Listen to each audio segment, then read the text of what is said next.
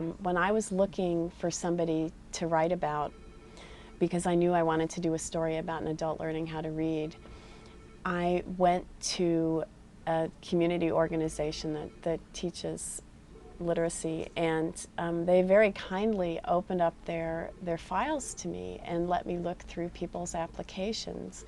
And there was an application from one man, and in his application, I still have it in a file, he had written in his own hand in this really scrawling handwriting, "I need to learn how to read."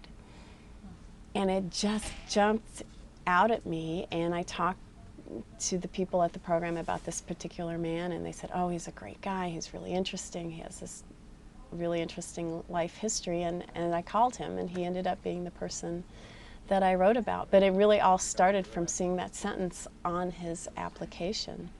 And it's a story that I think if you read it, you would not look at that story and think that it's a document-heavy story. It doesn't have, a lot of, according to documents obtained by the Tribune, but there's a ton of documentation behind it. I got all his tests that he was required to take. I think every quarter in the program, the state required the students to take tests to measure their level.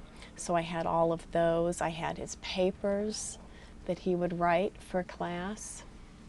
Just because you're using the document doesn't mean that every single sentence in your story has to say, according to. I used a lot of documents to verify information. You wouldn't necessarily know that from looking at the story. And the story about Calvin Cottrell learning how to read, he talks about the price of a train ticket, the train he took up in, I believe, 1958 from the South to Chicago. I found a group of railroad buffs, including one person who had a 1958 fare table, so I could verify how much that ticket would have cost back then. It doesn't say that in the story. It doesn't say, according to a 1958 fare table. It was what I did to check it out. So I think you can use documents, you should use documents as much as you can.